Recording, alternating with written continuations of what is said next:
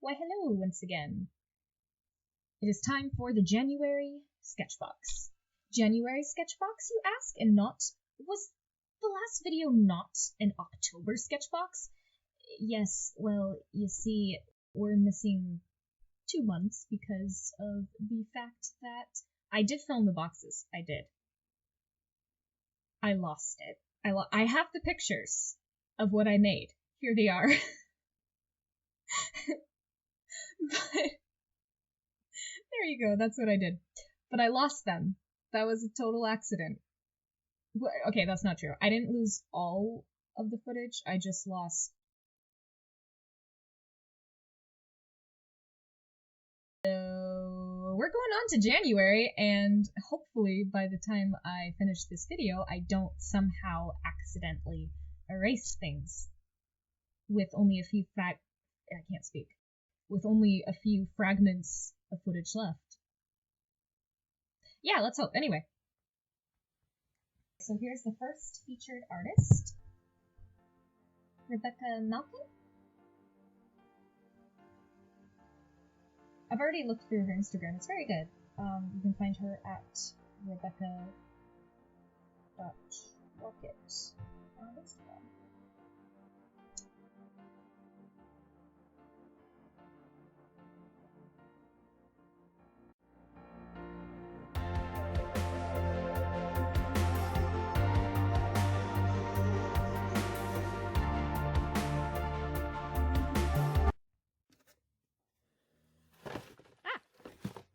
Whoops.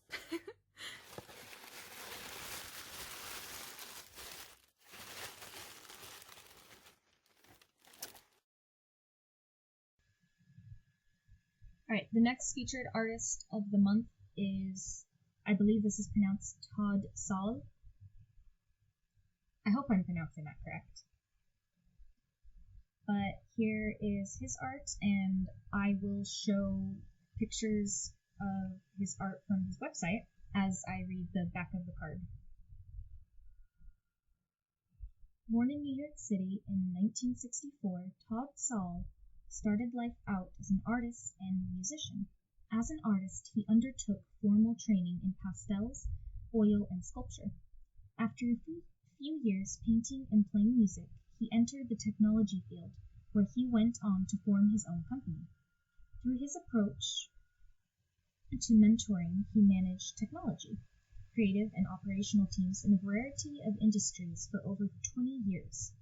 Looking to break away from the demands of the corporate world, he reconnected with his creative side. Todd spent airport and travel time sketching while on the road, capturing moments of the places and people he observed. During this time, he expanded his creative repertoire, teaching himself to paint in watercolor, immersing himself in the study of watercolor. He quickly realized that watercolor was not for one to control, as in other mediums. You're never incomplete en plein air, conveying visual stories of the places and people he observes.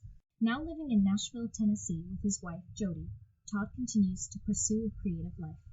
With over 25 years creating products and services indoors, he is now consumed with taking that same process to the great outdoors. Inspired by his new surroundings, Todd approaches each day with a focused resolve to continue to learn, study his influences, and grow as an artist. And of course, to see more of his work, check out this website, www.toddsol.com.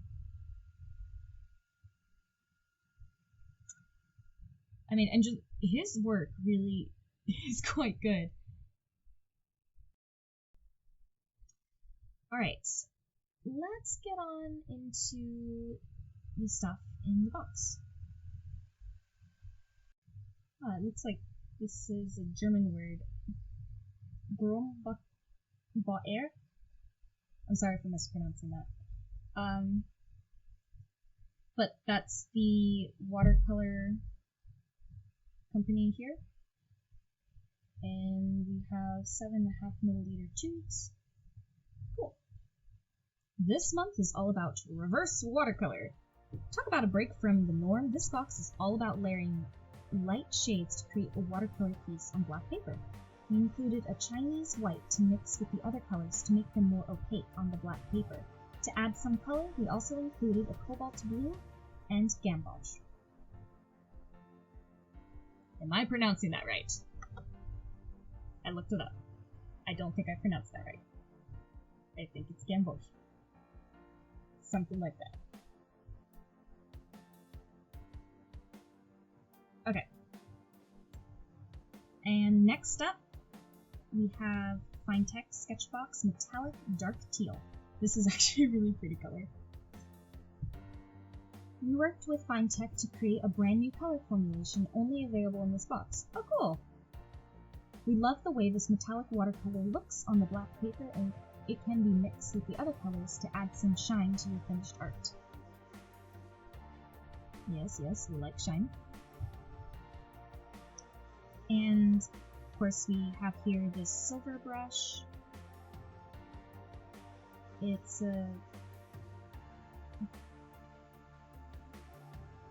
on the card here it says angle short. This economical brush is great for layering opaque washes to lighten the dark paper. You can make thick or thin strokes depending on the angle you hold it. Okay, sounds good. Multi-diameter filament heads are designed to enhance color carrying capacity and maintain a perfect shape. Oh, and we also have a white gel pen. This pen has a 0.1mm ball tip and continuously flowing gel ink to make sure it lays down a thick layer of opaque white ink. This is great for adding highlights, doing creative line work, or adding detail to your art this month. And of course, we wouldn't be able to do any of this without the aforementioned black paper.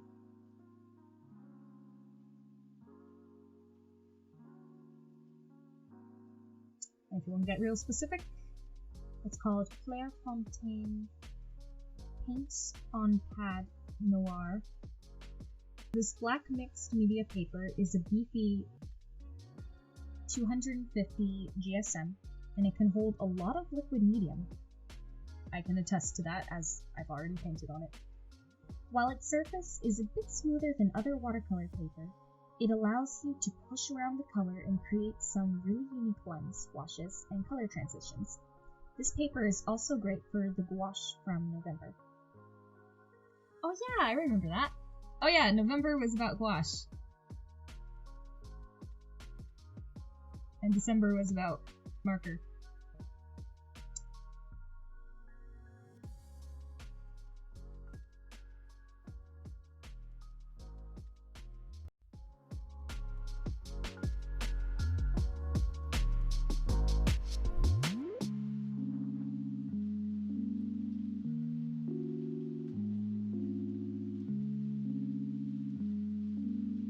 Anyways, let's get started. I wanted to do this kind of drawing where an electric eel, but I didn't feel like looking up pictures of electric eels, so I didn't do it, so I just made up what I saw in my mind, more or less.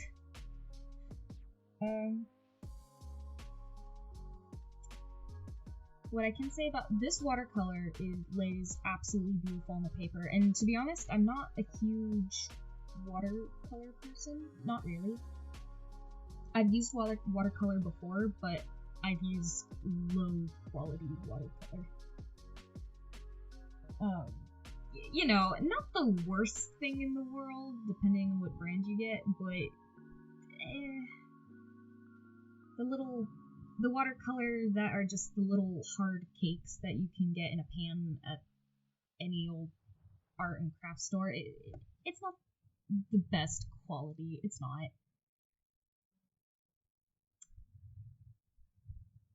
Yeah, but that's what I've always used. This is honestly my first time using...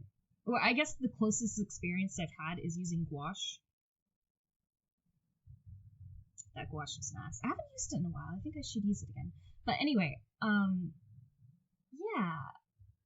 using this watercolor, I mean, look at the color. It lays down. It's nice and creamy as it goes across the page.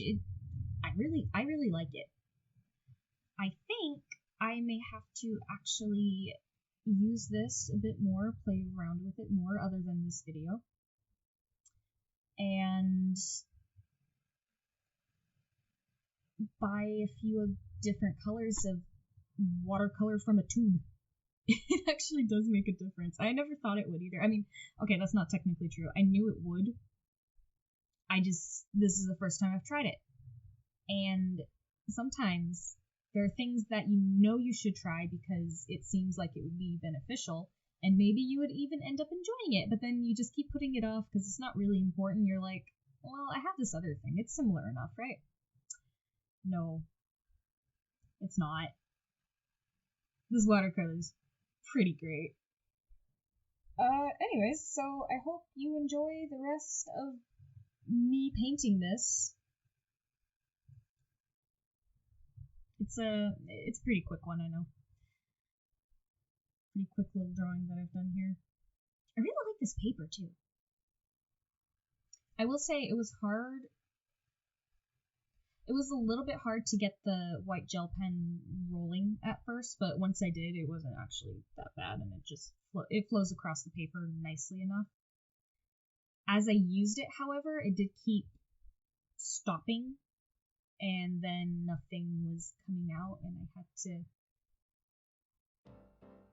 choose another spot on the back side of the other page where I did the swatches on, and I had to roll it around a little bit for it to get it flowing again. But other than that, it's not that bad. I like it. I've always wanted a white gel pen too. I'm gonna stop rambling now, and let's finish up the drawing.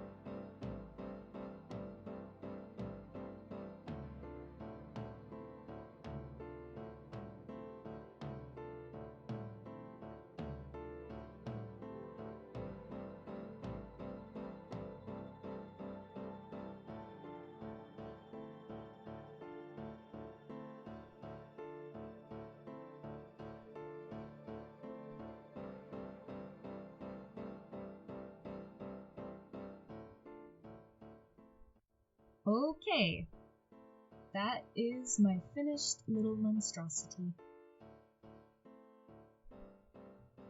I did my very best to make it look like lightning, but does it look like lightning? No? Okay, I'm sorry, I failed. Hey, and then at the bottom, as you can see, this was not planned. The only thing I imagined was an electric eel with the electricity going around it. Did I call it lightning? But anyway, what was I saying? Oh yeah, the seaweed at the bottom was not planned. I just took a look at the blue, took a look at the yellow, started dipping it into each other, and then the green happened, and so I thought, why not?